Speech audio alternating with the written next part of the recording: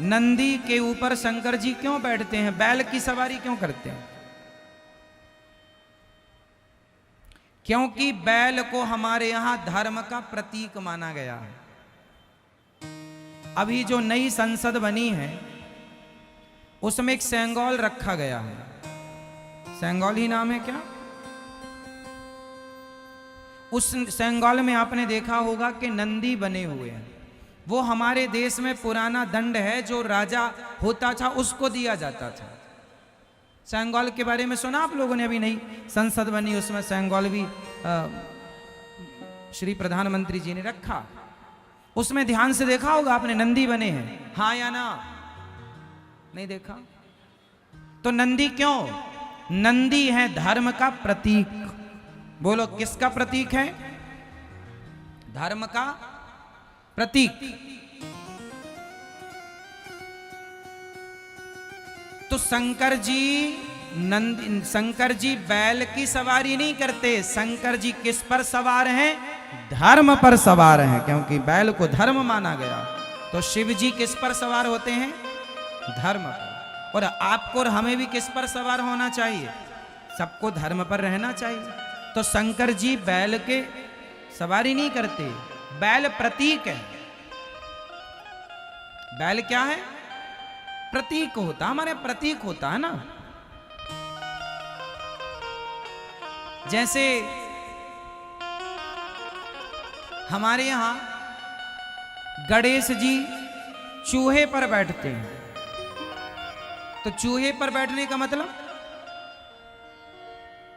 चूहा मतलब, चूहा किसका प्रतीक है? चलो बताओ। बैल हो गया धर्म का प्रतीक, चूहा किसका प्रतीक है?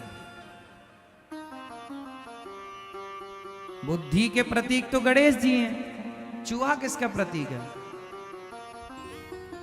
चूहा हमेशा कुतरता रहता है, कुतरता, इसलिए चूहा तर्क का प्रतीक है।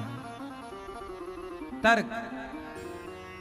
गणेश जी बुद्धि है और चूहा तर्क है, तो बुद्धि हमेशा तर्क पर ही सवार होती है। कभी समझो इस विषय को, साइंस समझो इसका, हमारे आध्यात्म जगत को समझो, हिंदुओं को समझो, वेद पुराणों के सिद्धांतों को समझो। हम लोग कोई चूहा की पूजा नहीं करते। हम तो चूहे को भी दाना डाल, हम तो उसकी हत्या नहीं करना चाहते। चूहा नुकसान बहुत करता है, लेकिन फिर भी हम हिंदू लोग उसको कभी, बहुत लोग बचते हैं कि भाई हम गोली वोली ना रखें, जहर ना रखें चूहे के। कई लोग ना पिंजरे में पकड़ लेते हैं या मार डाल दें। हम लोग, बहुत सारे लोग, आज भी 95% हिंदू ऐसे हैं जो चूहा कितना भी नुकसान करे पर चूहे का कोई बहुत विशेष ट्रीटमेंट करते नहीं है। चाहे तो एक दिन में मार डालें सारे चूहे, लेकिन दया है कि भाई नहीं मारेंगे, है ना। सबके घर में चूहा है, सबके घर में चूहा नुकसान करता है, लेकिन फिर भी आदमी डरता है, नहीं नहीं मारो, कोई बात नहीं। सही है। तो दया है ना, तो चूहा तर्क का प्रतीक है। वो गणेश जी बुद्धि हैं, तो बुद्धि हमेशा किस पर सवार होती है? तर्क पर।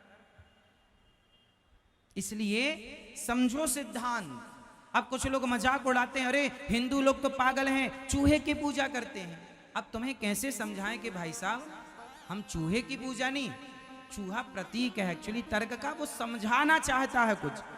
गणेश जी की प्रतिमा कुछ मैसेज दे रही है। अब तो मैसेज तो लिए कुछ नहीं और बातें करने लगे, तो बातों से ना काम बनेगा। समझो सिद्धांत, समझो। तीसरा, सरस्वती मां का वाहन क्या है? जोर से, वीणा वाहन है, वीणे पर चढ़ती हैं लोग। कहां पड़ी हो मेरी मां?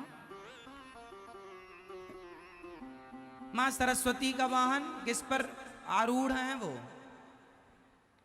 किस पर? हंस। मैया पढ़ी नहीं हो मेरी मां? आप लगता है क्रिश्चियन स्कूल में पढ़ी हो जहां सरस्वती मां की फोटो नहीं लगती, इसलिए मोर कह रही हो।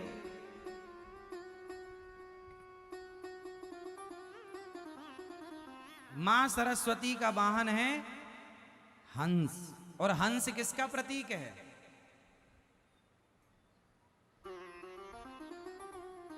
हंस किसका प्रतीक है? हंस सार का प्रतीक है, सत्य का।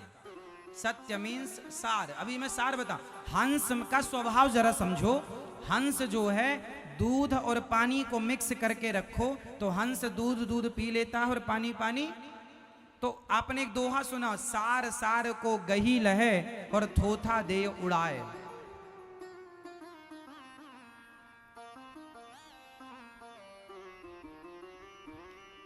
सार सार को, हंस क्या करता है? सार सार को दूध दूध पी लेता है, पानी पानी छोड़ देता है।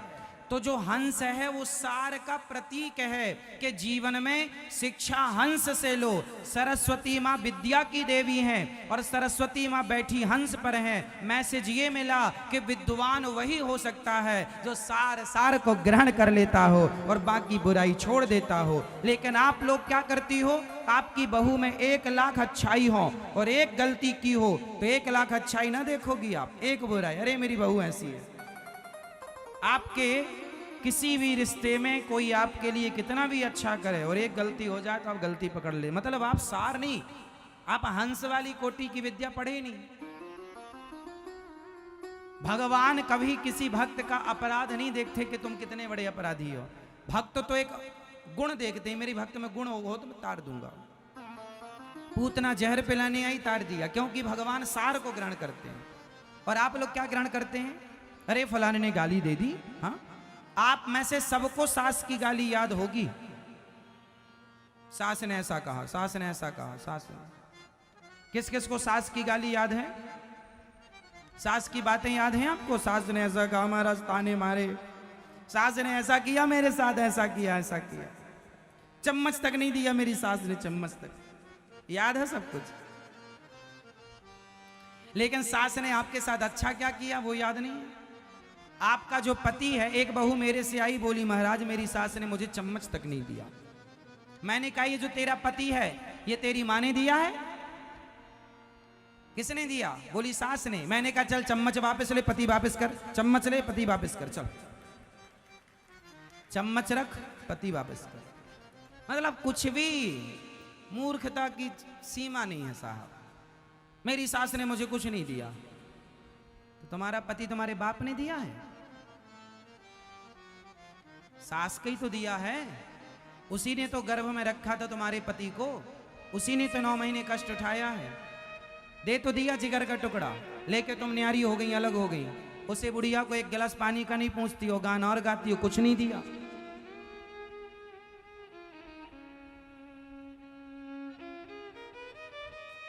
गैरों की कौन कहे साहब, अपने लोग आजकल अपने नहीं हैं।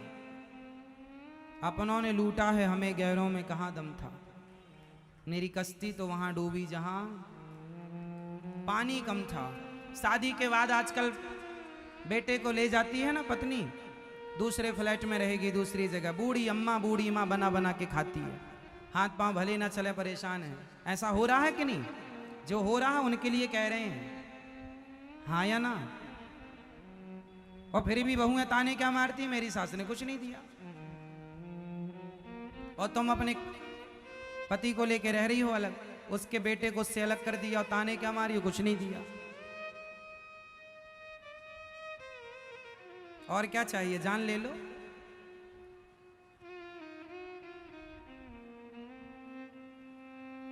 मैया कहां चली मेरी मां? सास के पास।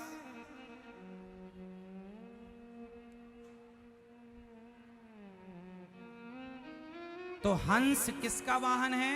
माता सरस्वती। मैसेज दे रहे हैं सार को ग्रहण करो। चलो अच्छा ये बताओ, लक्ष्मी जी का वाहन क्या है? आप बताओ। कमल का फूल, वाह कुछ भी हवा में। लक्ष्मी जी का वाहन क्या है? चाहिए सबको लक्ष्मी, कुछ पता नहीं है लक्ष्मी जी के बारे में, चाहिए सबको। मैं ये बताओ लक्ष्मी जी का वाहन क्या है? हाथी? ये मैया कह रही हाथी। कहां से हो मेरी माँ? लक्ष्मी जी का वाहन कमल का फूल। बताओ जरा मैया को। उल्लू, उल्लू जानती हो? आपके गांव में है उल्लू? लक्ष्मी जी का वाहन। अब बताओ लक्ष्मी जी किसका प्रतीक है? सॉरी, उल्लू किसका प्रतीक है? लक्ष्मी जी उल्लू पर बैठी हैं। कोई मैसेज तो होगा आपके लिए, संदेश, पर आपने ग्रहण कभी नहीं किया।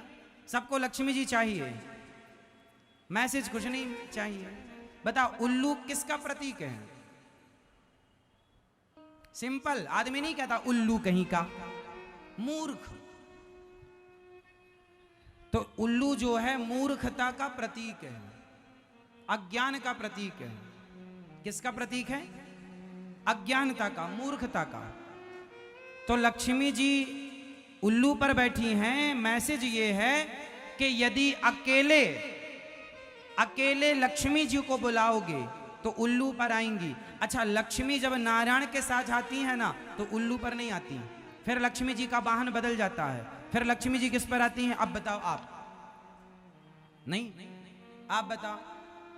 नहीं, आप बताओ। कमल में। कमल से नहीं बढ़ोगी आगे? ये मैं ये बताओ। लक्ष्मी जी जब भगवान नारायण के संग आती हैं, अपने पति के साथ, किस पे आती हैं? भगवान नारायण का वाहन क्या है? गरुण जी। जब लक्ष्मी नारायण के संग आती हैं तो उल्लू पर नहीं आती, गरुण जी पर आती हैं। तो लक्ष्मी जी कहती हैं यदि मुझे अकेले बुलाओगे तो मैं तुम्हें उल्लू बनाकर जाऊंगी, मूर्ख बनाकर जाऊंगी। इसलिए अकेली लक्ष्मी कभी न स्वीकार नहीं करना चाहिए। हमेशा नारायण के साथ, और नारायण धर्म का प्रतीक है।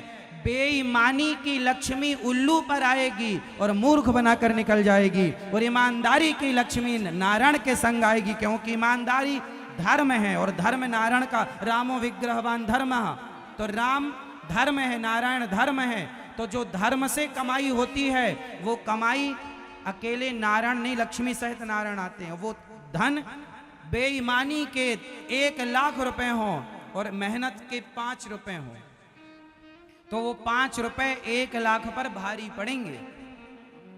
तौल कर देख लेना। बेईमानी का 1,00,000, बोलो बेईमानी का, और ईमानदारी के 5 रुपए। 5 रुपए भारी पड़ेंगे बेईमानी के लाखों पर। बेईमानी का 56 भोग और ईमानदारी की सूखी नमक रोटी। कभी ईमानदारी की नमक रोटी खाना, जो स्वाद उस नमक में आएगा और रोटी में आएगा ना, वो 56 भोग खाना मजा नहीं आएगा। इसलिए जो बेईमानी से लक्ष्मी आती हैं, जो बेईमानी से कमाते हैं, भ्रष्टाचार, चोरी, ये वो नहीं, आजकल के आदमी जैसा मिले वैसा दे दो भैया। बेईमानी, उल्लू बनोगे, उल्लू बनाएंगे, उल्लू बना के लक्ष्मी जी चली जाएंगी। ना घर के रहोगे ना घाट के। इसलिए ईमानदारी धर्म युक्त धन कमाया करोगे तो वो लक्ष्मी अकेली नहीं आएंगी, और जो लक्ष्मी नारायण के संग आती है, मतलब ईमानदारी से, वो लक्ष्मी ठहरती हैं, जल्दी जाती नहीं है। लोग कहते हैं महाराज पैसा आता है रुकता नहीं है। बेईमानी कर रहे हो ना, इसलिए नहीं रुकता। ईमानदारी से कमाओगे तो रुकेगा। ईमानदारी से कमाओ, पैसा रुकेगा, शांति भी रहेगी। बेईमानी से कमाओ, जितनी तेजी से आया उतनी तेजी से जाएगा। अब आजकल ना बेईमानी के पैसे को लोग रोकने को उपाय करते हैं। कर लो उपाय। एक ही उपाय है, ईमानदारी का कमाओ, मेहनत करो।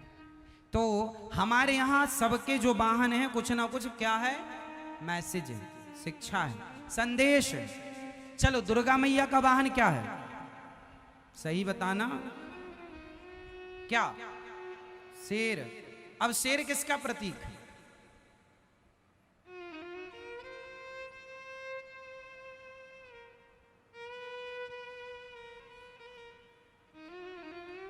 शेर सबसे ताकतवर होता है, तो ताकत का प्रतीक आप मान लीजिए किसका? शेर जंगल का राजा है, तो आप ये मान लो कि राजा का प्रतीक है, क्योंकि पहले के राजा महाराजा जो होते थे ना, उनकी गद्दियों में आगे शेर बना होता था। क्या बना होता था? तो शेर या तो आप ताकत का प्रतीक मानो या राजा का प्रतीक मानो, दो मान लो, दोनों सेट होंगे, अभी मैं सेट करूंगा। तो दुर्गा मैया का वाहन क्या है? शेर। अब बताओ दुर्गा मैया शेर पर क्यों बैठी है? क्या मैसेज है आपके लिए, समाज के लोगों के लिए? रोज जय माता दी करके चले आते हो, कुछ सीखते भी हो, मैसेज समझते हो? अभी सावन आया, शंकर जी पे सब दूध चढ़ाएंगे, सब पानी चढ़ाएंगे, ठीक है, लेकिन शंकर जी जो मैसेज दे रहे हैं, क्या उससे आप प्रभावित हैं? क्या वो उतार रहे हैं जीवन में, कि केवल पानी को ही डाल करके अपनी भक्ति पूजा पूरी मान रहे हैं?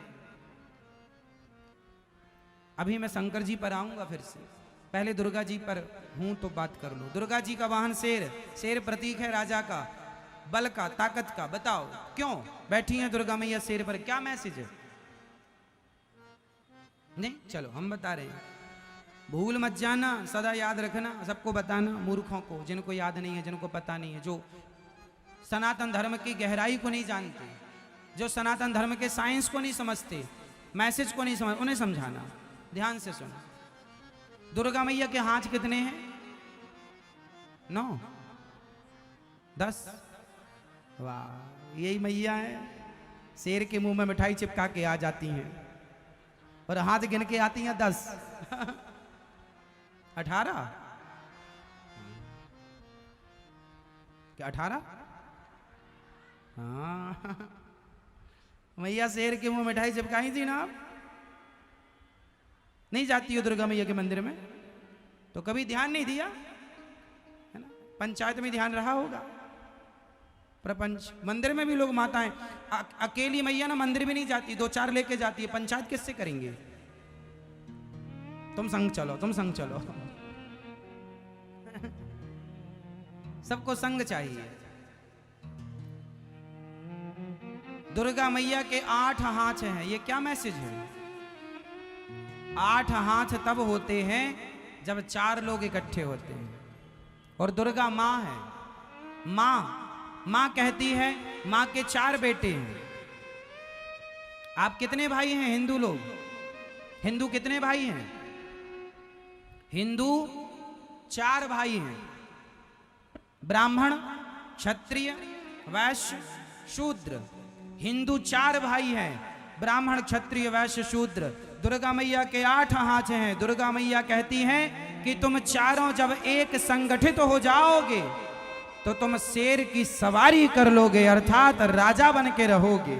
यदि तुम संगठित हो गए तो राजा बन के रहोगे, जंगल के शेर को अपने हिसाब से नचाओगे, राजा बन के रहोगे। लेकिन तुम आज जातवाद में लड़ गए, बिखर गए, और आज तुम पर सैकड़ों वर्ष तक मुगलों ने और अंग्रेजों ने गुलाम बना करके तुम पर राज्य किया, केवल इसलिए कि जातवाद पर तुम बंटते रहे। मैं ब्राह्मण हूं, मैं क्षत्रिय हूं, मैं वैश्य, मैं शूद्र। आपस में लड़ते रहे, फूट डालो शासन करो का नारा अंग्रेज देते रहे। बताओ 200 वर्ष तक लगभग राज्य किया अंग्रेजों ने, शासन किया। बोलो हाँ, बोलो हाँ या ना? किया ना। और अंग्रेजों के पहले मुगलों ने अलग। कब से आप गुलामी झेल रहे हैं? क्यों? क्योंकि आपको लड़ने की आदत है, आपस में लड़ जाते हैं। और दुर्गा मैया क्या मैसेज दे रही हैं? संगठित रहो, 8 हाथ को एक साथ रखो। मेरे 2 हाथ नहीं हैं, 2 हाथ तो कोई भी तोड़ के चला जाएगा, पर 8 हाथ होंगे तो क्या मजाल किसी की